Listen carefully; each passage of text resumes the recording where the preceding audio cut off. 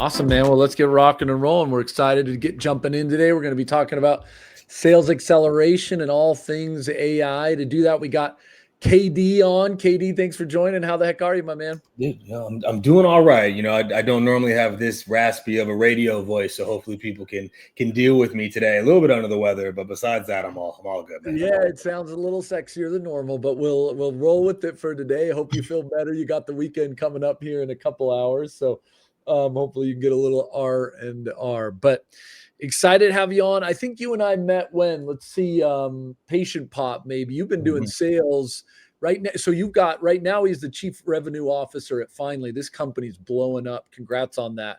But you've been doing the sales leadership accelerator for years now. Is that not right? Yeah, I mean the sales leadership accelerator is about 2.5, almost 3 years old now. I've been coaching and training on it for a while, but as an official it's something I offer. It's been about 2.5 years. Yeah, even when you were, I'm thinking Patient Pop, but man, maybe even before that, you've always been kind of in that scene, right? Either doing little side gigs. I mean, this sales thing's been kind of in your blood. Yeah, no, and what's fun about it is my goal, and I talk about this with some of my mentees and even people I work with, is my goal is to get paid for what I'm already doing, right? So I've already been doing sales trainings internally, so I started to get paid for sales trainings externally. I've already built all the programs internally. Let me bring that externally, So actually, I was funny enough. I was talking about this with Kyle Norton a while back. Yeah. Where it was kind of he's like, I don't know if I want to build it, or buy it. And I was like, I want to build it because then I can sell it, but I'm going to build it internally first. Yeah. I'm going to build it internally because it helps me internally first. Then I can bring it externally, And he's like, so it's that little shift. But yeah, man, if it's helping people on my team, it'll help people not on my team. And that's the goal. That's awesome. That's cool, man. So for those who don't know, do one step, click down, tell us just a little bit about your background, and then one more click, what is, the accelerator program? What have you kind of been doing there? I mean, my background has been scaling and building. I've been building and scaling sales teams now for a good 14, 15 years. You're getting old, dude. You're getting old, man. I think it's getting up to 20. I think you're getting close to 20. Getting old and grouchy, I've been selling for longer than that. I've been building teams that's been around there. But no, I mean, sales is one of those things where I think I'm one of the few people that truly chose to get into it. I dropped out of school 15 credits short of graduating because I was in a major that I knew I wasn't going to use. And I was one skill or whatever you want to call it, I've always been really good with patterns, probably because I'm on the spectrum somewhere, just pick up on patterns. And one pattern I noticed was there was always sales jobs, always, no matter what, even if they were commission only, there was always sales jobs. So I was like, all right, if I can get even decent at this thing, I'll be all right, and then that kind of started the entire journey. So, I did, Human, Snack Nation, Service Titan, Patient Pop, worked. Service Titan. That's right. Yeah, that's right. Service Titan was before that. That was a good one too. Did consulting for a year and realized I wasn't done building. I did what everyone said to do, a couple of unicorns, big brand, go off and consult, stick it to the man. And, I did it for a year and I was like, I miss it. I miss the execution, the operator, right? Really being in it. Done, and so I stepped back into the chaos that is revenue leadership and trying to go for unicorn number 3 at Finally. So here we go. That's so this will kind of be, this will be, what do they say? Third, whatever. They say something with the third. Either way, good luck. This could be the trifecta because third time. There you go. The trifecta. Yeah, it's the hat trick. Yeah, the hat trick. Maybe. It's something that I'm proud of in a lot of ways. If I look back at my career, is I've been able to build successful teams industry agnostic.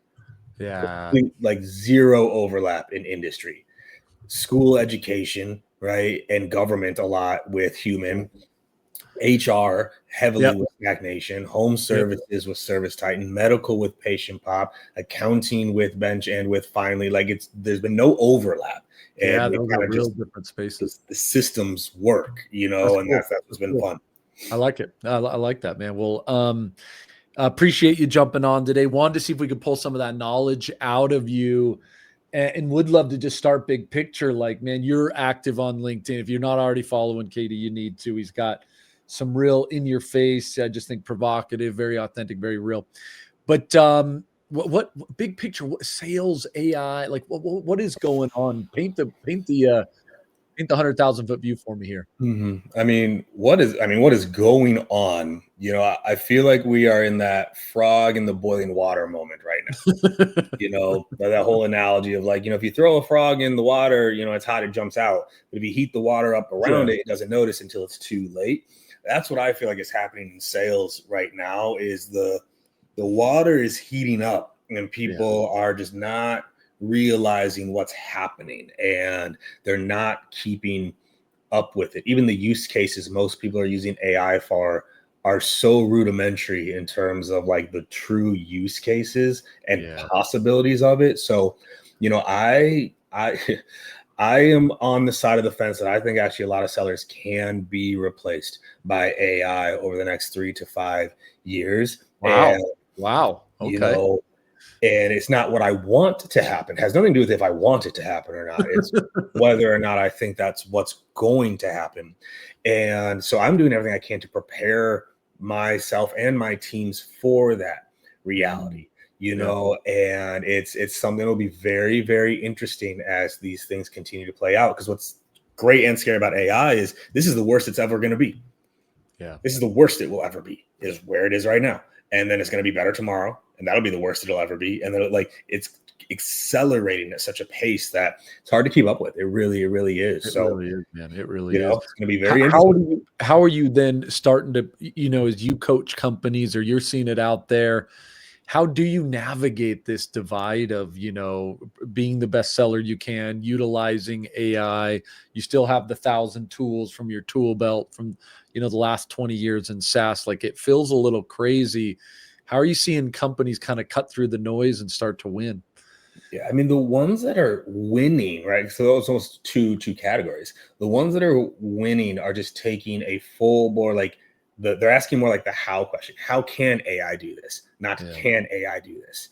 And when you start to come from the how can it changes your lens, right? Like this just actually perfect example. Just earlier this week, we had something, we had to look up some data in Salesforce and we're missing some leads and this, that, and the other. And we got to like, where are some of these leads?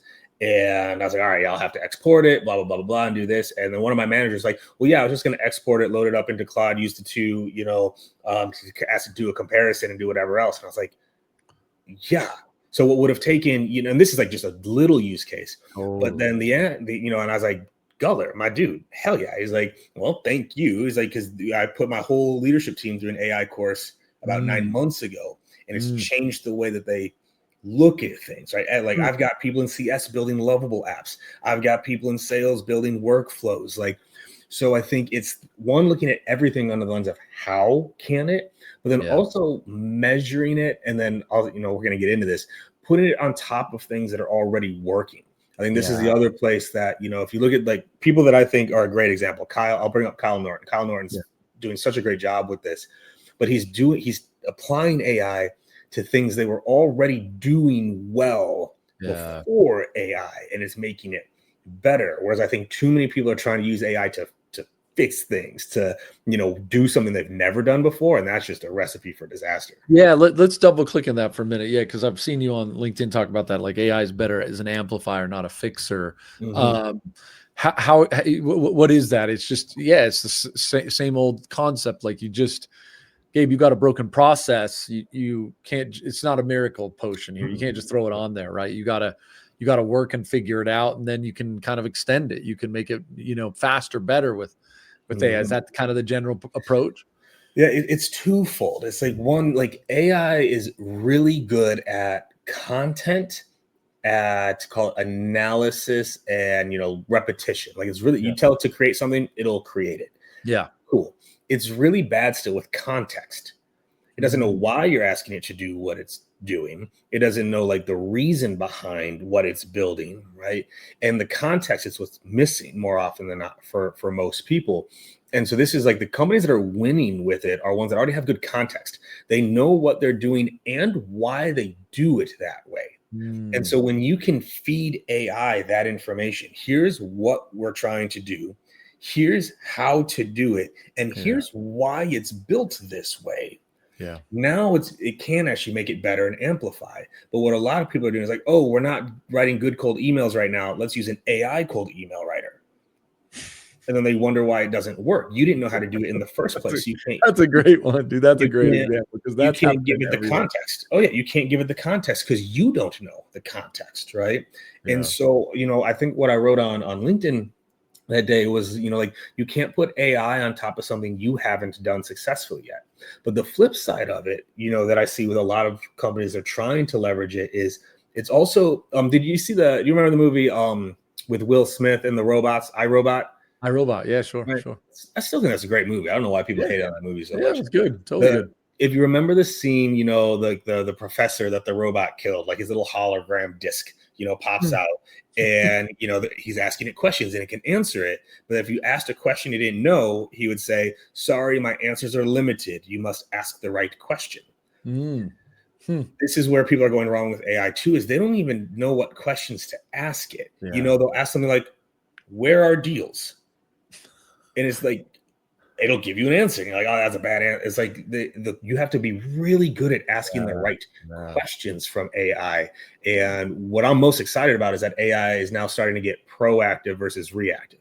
I love That's it. why so many of the custom GPTs, although good, haven't done very well, is because you still have to go to it. Yeah. I'm very focused on building out agents that go and do the thing I want them to do proactively and bring it back to me. I love it. I love it. Yeah. Look, I think this AI stuff is going to be crazy, but it does feel like it is. I mean, as I hear you talk, like you still have to have the system. And I think that's where you've really gone deep, right? It's like, look, you can add on AI, but if you don't have that core, you get kind of messy. And so I'm curious, what are some of those? One of the things I think I was talking about with the team earlier was a little bit of this idea of, you can't have just a couple stars, right? Like you've got to have like a full team that kind of win. What are some of these other principles in your system that if you're really going to win, Gabe, you get that system in place, you add AI on top, and all of a sudden you really are kicking butt and taking names rather than, again, just throwing spaghetti at the wall like AI fix this, AI fix that. Where do you go with the system question? Oh man, it's just defining what system means first, right? Okay. So system at its core is a repeatable process with predictable outcomes. Yeah. Right? That's what a system is, right? A repeatable process with a predictable outcome. If you don't have that, you don't have a system at all. And so it's looking like, well, where can we create a system? Right. Yeah. And so one of the things I preach internally with my teams, we talk about the 5 Ds constantly. Okay. Diagnose, define, document, demonstrate, and drill. Diagnose, define, document, demonstrate, and drill. And we talk about this, like that's our system creation process, right? Okay. Where it's like, okay, diagnose what needs to happen, define it, then you got to document it, then you have to demonstrate it, show it, and then you have to drill it. If you've done the first 4 Ds, the value you can get out of AI is immense because we've diagnosed what we're doing, we've defined what good looks like, we've documented it, so we have something to feed to it, and we've demonstrated. There's recordings, there's trainings, there's examples for it to follow. So I think one is just creating a good system first to give AI, and I hope people are picking up on the theme here is I ask AI to do very little for me. I'm telling AI what I want it to do. Right? I'm not asking it to write a good email for me. I'm saying this is what a great email looks like, how to write it, what it needs to contain, what to go through. Now go write me this email. That's the shift. Yeah, and I feel like people are absolutely not doing that at all, right? I think it is kind of and it's the cheat code, right? You just pop in and you're like, write me a good email, but if you haven't trained it and it doesn't really know, I think obviously you're just kind of throwing crap on crap, more or less. One of the things I've heard you talk about is a lot of friction in the buying process sometimes is something you've got to find a way to eliminate. Thoughts on how you've done? I just feel like, especially, man, with AI and in general, I think a lot of AI vendors are trying to figure this out, but it is so hard. It's just so hard to buy right now. It's hard to say yes. It's like I actually expect, someone was trying to sell to me and I got busy and I think he thought I was not interested, but I just kind of fell off my radar. And after about the 7th email, he's like, "I'm so sorry, I'm being annoying." I'm like, "Oh, actually, you're not even being annoying, actually, dude. I'm it's hard to change. There's a lot going on. There's a lot of friction in like this. Well, it hasn't been very easy, but I am interested in your product. But this friction, it just feels like there's a lot of friction. How have you managed to get friction out of the sales process? So it depends heavily, obviously, on your product, right? Like Yeah. different products have different levels of complexity. But at the end of the day, and this is, this is actually where I think, call it SaaS is going, and it's a little bit of a back to the future, where for the last however many years, like SaaS, right? Software as a service, right? Was the whole method. Where I actually think we are going now is software enabled service as a service, right? Because it's no longer about the software as much as it is the implementation and execution of it. And so if you think about like how to reduce friction, if someone was selling to me and they could confidently say to me, we will onboard you, we will measure, we will optimize, and we will ensure the results you're looking for is occurring. Well, that's already okay, right? And like that in itself, right? But then the other things too, ways to reduce friction. B2C knows how to do this. How do you reduce friction in making a buying decision? Well, guarantees. Why are there not more guarantees in SaaS? You're going to 3x my pipeline? Guarantee it. Do it. Because if it actually gives the outcome, it's a no-brainer. Free trials, right? Everyone believes free trials only apply to like the itty bitty tools. They don't have to. Like if you're really trying to reduce friction, like, and you have it doesn't have to. Like I think I wrote it. Was it today? I don't know. Today, it all. It was just a little bit ago. We were chatting about it. Yeah, it's just a lot of friction in general. Where that friction is there, but it's so hard because also too, it's like, when am I gonna put this thing on? And this is the comment. It's like, but if right now, if a SaaS company selling to you, you're like, yo, like I can't take this on. I can't onboard this. What do? Oh, we have a professional services team that you can pay even more for to use. And it's like, well, wait, I thought you had an onboarding team. What's a professional? So I did, man. I got hit the other day with and maybe I'm just old school, but they were like, yeah, to have a customer success person, it's whatever additional per month or something. I was like, what? Since when did that not come with like the SaaS purchase? Right. They're like, so you don't get any help if you. What it's coming down to friction. Actually, now that I think about it, I haven't phrased it this way. Friction is actually just another word for fear, and it's addressing the client's fear. It's not friction; it's fear. I'm afraid I'm not going to get what I want out of the tool. I'm afraid I'm never going to get it fully implemented. Yeah. I'm afraid the ROI is not going to be there. I'm afraid I won't get buy-in from the team. Friction, it's all fear-based. It is a lot of fear. That's right. That's the crux of it, man. And now more than ever, with all the noise that's going on, it feels like, I mean, maybe you and I have been, maybe there's always been, it feels a little worse now, but there's always been that fear, subject. Yeah. It's like I could buy IBM and not get fired. That old saying, I never say right, but it does feel like more than ever. It's like, man, we're all on pins and needles. We all got to do more with less. The job market's interesting. I don't have a chance to fail multiple times. So I think fear, I think you're onto something there. So then how do you address that fear? And if people, but now it's funny, then the companies have the fear, which is very interesting. Well, we're afraid if we give them a guarantee and we don't hit, we'll lose the money. Well, doesn't that just mean your product isn't as good as you say it is? We're afraid if we give them a contract out, they're just going to get out early. Well, if your product's crushing, why would I get out? Yeah, that's right. Early? Like why would I even do that? Well, we're afraid that, if we do professional services for free, like we're not going to make money on it. Well, then again, like it's a very interesting, like, so the ideas to solve some of this friction are not otherworldly. It's just businesses are afraid to do it, which I think exposes a whole nother issue in this process is how good is your product really? Yeah. Because if it's that good, like I'll give the classic example, because I sat on both of these companies' advisory boards for significant periods of time. If I look at Sales Loft and I look at Outreach, yeah, right, I'll use this as a perfect example. And I told both of them this God, it was 10 years ago, 12 years ago, 9 years ago. I was like, why is your CS team not professional copywriters? Because they're writing so many sequences, so many Right, like cadences. you're the only reason you buy a sales software outreach, especially back then, is you're trying to generate more pipeline. I don't need a CS rep that understands the product. I need a CS that is an expert copywriter and cadence writer. It's so true, man. It's so But true. Gabe, that's service. Yeah. Like, Man, that world never figured out.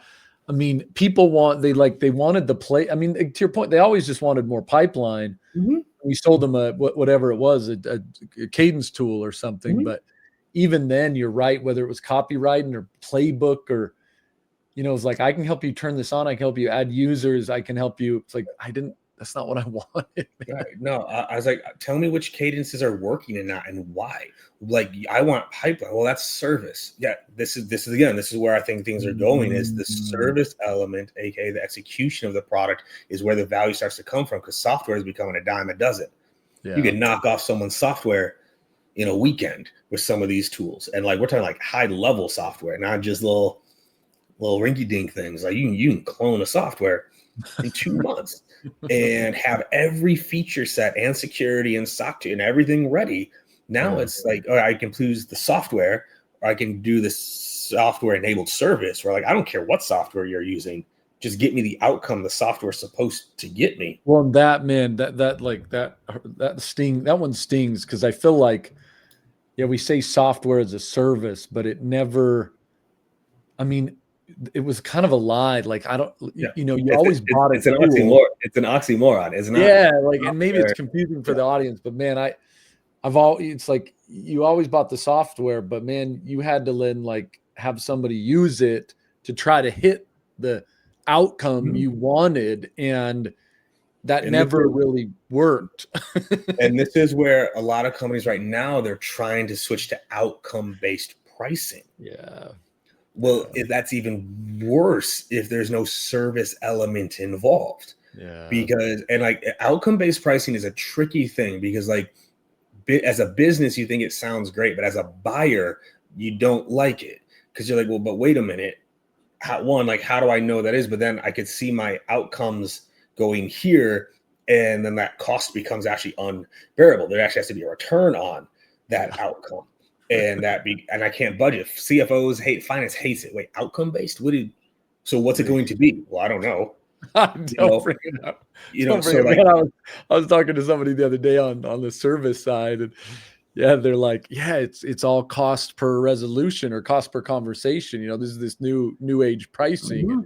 And the CFO is like, well, how do I forecast that? It's like, well, what's your definition of conversation? Oh man, you see them go back and forth. Like, we can't. So you're telling me I just have to sign up for you, but I could get a bill that could be $1 million, or I could get a bill that could be 10,000. Yeah, and you can't adjust it. This is why, as a buyer, you don't like it. Let's say, for example, whatever. I'll use an easy example in the sales world of, like, all right, if you have a quota and everyone's just destroying the quota, you can adjust the quota accordingly to be more in line with what production should be. If I sign on for a vendor that's like, all right, this is how much it is going to be per meeting, and it just scales infinitely, like that price doesn't come down as it goes up. I don't have a way to reset that price. And to any of y'all that are considering this, as a buyer and the finance suite, like, we feel trapped. Because also, if it is working, we are now dependent. And that is scary, to be in a place of, all right, well, what if you go down? What if, right? I had this conversation. Okay, well, this price looks good, but what happens in a year if they just double it? And we have no control over that. So I actually had this conversation, funny enough, where I was like, all right, sign me a 3-year agreement at this price. Oh, lock it in. Yeah. And they were like, well, no, like, wait, I said, so you wanted me to sign a 3-year agreement that had no price controls. Let me sign a 3-year agreement that has some price control. If you can, messy. It's messy, man. Again, back to the point that I want to try to make here, and we'll wrap. It's like, I think if people continue to raise money, the money stops going to engineering and it goes to professional services and execution. They don't need as many engineers anymore to build the product, but you need to build that implementation team where, like, you can start to offer, hey, 90 days, no cost, full onboard and execution in place before that first payment starts. Yeah. Oh, Interesting, dude. Look, I mean, it doesn't feel like we're too far from there, but man, it's been an interesting wrestling over the past couple months, but it's always fun catching up, KD. Wanted to kind of maybe wrap with, where do we go from here? You mentioned earlier, like, hey man, maybe the sales reps, maybe there is more of sales that'll be replaced or taken away with some AI. How do you see the world changing over the next, I know you don't have a crystal ball, but what's your take? What's your take?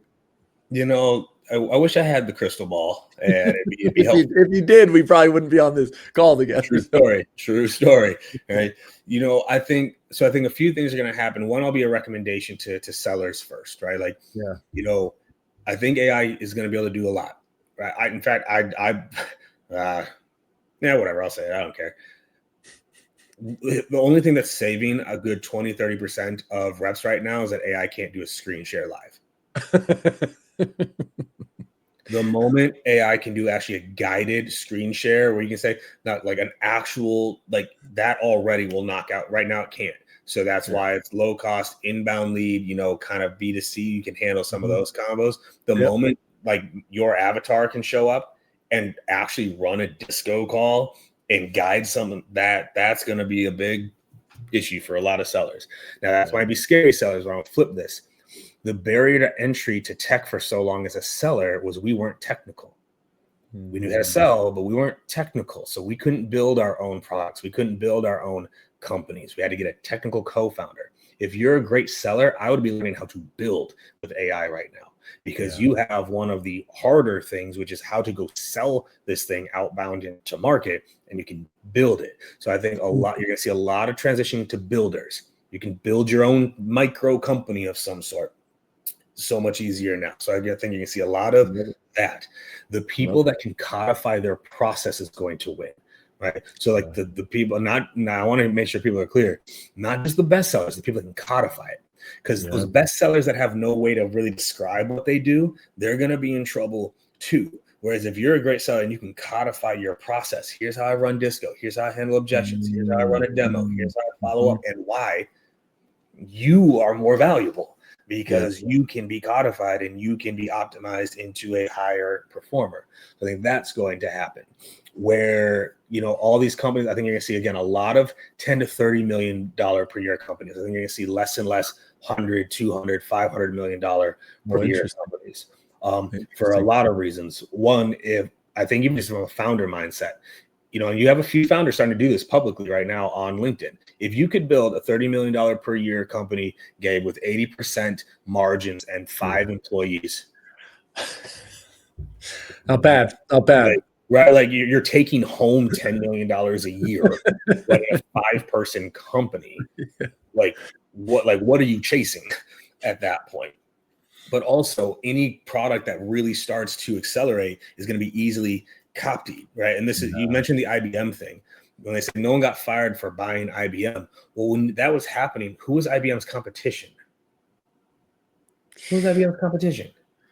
I couldn't tell you. I don't know if I was born, but basically. Right. So that's why you didn't get fired. There wasn't even anyone else to choose from, right? Like that's where you are going, right? Oracle, Cisco, like that was kind of whatever. Now, even like you're at a newer company right now. Yeah. How many different companies kind of say they do the same thing? Oh man, is there not a new AI company? There's got to be a new AI company every day, right? Every day. So that's also going to be a limiting factor because just already there's 30 other people saying they do the same thing. So I think you're going to see a lot of 10 to 30s with great margin, with small teams. And then I think PE and VC start to consolidate more. Just go get this 30, this 30, this 30, this 30. Now you've got a 150 to 200. That's what I think the return of the SPAC starts to come back a little bit, where you start to merge a bunch of 30s together for these IPOs to start to happen. So there's a lot of things that I think are going to occur. And I'm on the side of, prepare for the worst. The phrase I've used is, if anyone's going to replace me, it's going to be me. Right? Because everyone that's listening right now, that's like, oh, he's so wrong. AI could never do what I do. Cool. Cool, right? Now, here's the beautiful thing. If I believe it can, and I'm wrong, I'm still okay. Yeah. If I believe it can't and I'm wrong, I'm not okay. I'm going to prepare as though it can. Prepare for the worst. Prepare for the I'll be worst. ahead of everyone else on the other side of it. And if I it doesn't, love it. God bless. We're good. I love it, man. Well, KD, it's fun to, man, that's fun. That's fun to think about the future. It's coming fast, but yeah, I love your point about the screen share. You're probably right. Yikes. That's probably in the the near future as well. So if someone wants to get a hold of you, man, learn a little more about the accelerator, what's the best way to do that? Just on LinkedIn. It's the only actually social channel I even use. It's actually hilarious that I even have social media. If it weren't for LinkedIn, I wouldn't have any social media at all. So yeah, you can find me on LinkedIn, and the accelerators, salesleadershipaccelerator.com, and lots of cool things happening there. Even with AI, I've got my AI coach now 24/7. Like, it's trained on all of my material, all my favorite leadership books, all my trainings and podcasts is in there. And then, you got 24, and you can text it like, KD, what the hell? My manager sucks. What do I do? You can engage with it. So I would say check that out. I love it, man. I love it. Cool. Well, hey, man, hope you feel better. Appreciate the time for the audience. Have a fantastic day. Oh, yeah.